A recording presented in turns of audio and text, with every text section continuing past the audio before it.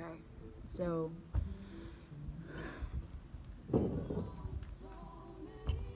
someone just pulled out a cigarette in front of you, and you're fully aware that they are committing an act of hurting themselves, akin to as if a 13-year-old were to slice their wrist, or someone were to continuously insult themselves.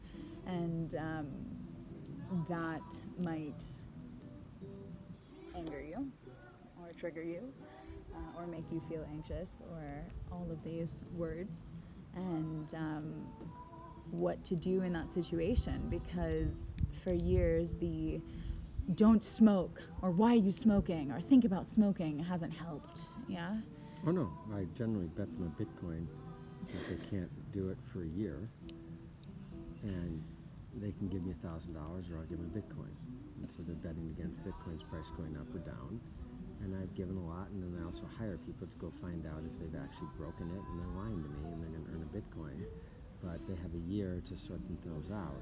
So I always give incentive for people to stop smoking. Okay, so we give monetary incentive. So that's like an onlay. That's definitely one scenario. Actually, it's less a monetary incentive, and it's more about a belief system incentive. If they believe that Bitcoin's going to go up and it's worth it, so it's a value equation between stopping smoking and what the price of Bitcoin may be. Okay. So it's an amplified opportunity for them to incent themselves. Okay, but it's still incentivization on something external. And they may not want to quit. In other words, if Bitcoin price goes down, then they may be, they may start smoking again. Yeah. I'm asking them to have a belief system in Bitcoin in addition to themselves and smoking. I hear that. It's clever. Yeah. Way to get people into crypto. Yeah. So there's also a video by this brilliant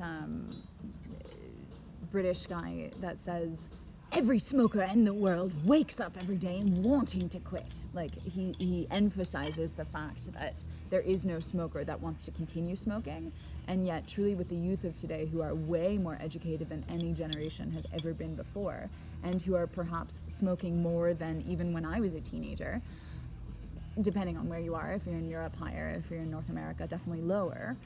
But there is this kind of YOLO attitude of, you only live once, let's make it a good one and just have fun. A lot of people, especially clients I've had, tend to smoke with drinks, and it's just an extension of mindlessness and going into the groupthink culture. And so that's one of the deeper rooted symptoms that I would invite anyone to address. And another may be like what's really going on, getting back to that self-loathing or self-polluting aspect, which is at the deeper root. And neither of which I would say are addressed by the incentivization scheme, whereas it might be a good route for people who don't want to do the self-work to take, that often the smoking is a symptom of a larger equation that could be looked at. And so I would invite anyone to step up the courage to start to look at that larger equation and approach a situation of smoking not with judgment, if that's gross, or don't do that here, or how do you do that to yourself? Because any kind of emphatic reaction will produce an equal reaction in the recipient of resistance. And rather probing to deeper self-inquiry questions. Of course, there's always showing the pictures of black lungs and what smoking does to the rest of someone's body, and more than anything. I just mentioned my mother has cancer again after being cancer 6 years free, and she's going to die as a result of her early cigarette smoking. Pretty clear indication. Yeah, It's just one person of millions. Yeah. I mean, there's a lot. So I prefer my friends to live and live a quality of life that's beautiful and magnificent, that they're proud of themselves, as opposed to self-loathing and self-hatred. Yeah. So, and it takes somebody very strong to reach out and talk to somebody about their vices. And coming from a place of peace and compassion. And I'm strong enough to do that. God's given me the strength to risk a relationship for allowing people to rationalize their smoking. There's no getting loose from me on smoking. No Though getting loose. rationalization might not work. Getting to the heart of it and connecting from a place of like love, where the person feels that they can be approached and they're not being approached with judgment. Sometimes they when they're need to approached know with that somebody curiosity. cares about them, and it's not just don't smoke because I don't like it, because there's that too, but they also need to know I don't want you to die, you're a friend of mine. And sometimes it's so rare for someone to actually say that, and when they say that, they start to think about the ecosystem they created, all the people that they touch, they love, all the things that they're going to create or not create as results of smoking, all the missed opportunities, all the missed relationships, the missed kisses, the beautiful embraces that have grossed people out, that have turned away women or men from them in 1,000 different ways, the burnt clothes, the burnt person, the accidents, the time wasting, right? Every day sticking a cigarette in your eye is the equivalent of sticking one in your mouth. And to know it, and to understand it, and to embrace it, to say I love it, is a disgusting, disgusting, disgusting self-worth issue. Have you ever smoked? Of course I did. Okay. So you can be there and remember what it was like to not feel like you can get out. I understand, and I understand the pride involved in people admitting that they can't quit, which is absolutely ludicrous. You're putting them on the freaking moon.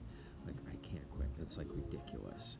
What they're saying is it's very difficult for me to quit and I feel trapped. What they're actually saying is I feel trapped. So if we can hear what's behind that, What rather I think than they're judge saying what they're saying. is that I want to be like this, and I want to be self-loathing, and I have a reason not to love myself. That's what they're saying. What if we asked if that's what they're saying? They don't know. People are not aware. That's what I'm saying. So if we ask with curiosity and love, No, is we this do. what you're saying? That instigates self-reflection from a place of curiosity rather than from Generally, I judgment. can get that out of them. Eventually, they get to it. They know why they do it.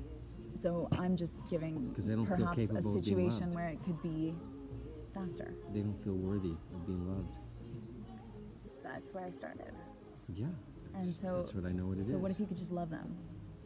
Way Rather to love than them. say, You so have to speak hard to them in love. their language. So you're talking about hard love. Yeah. I don't think everyone thrives from hard love.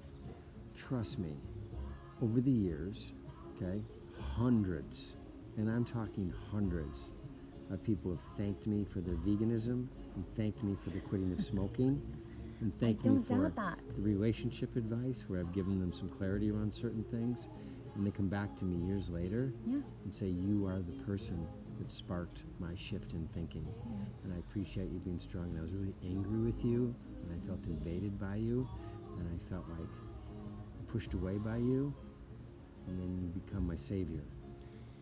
So hard love is your strategy. Clearly mine is just love.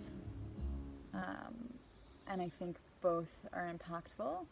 And I think if we're aware of where we are on the gradient between the two, in every given situation, adapting to the nervous system of every person that we're talking to, because people who have that self-loathing often can't take hard love, they just need love. Like you told them, they just need someone to tell them, your life matters to me. We all have a system that works. Yeah, and the more that we can keep our systems adaptable to the people that we encounter, I think the more powerful it can be. Yes, Dr. Andy 00.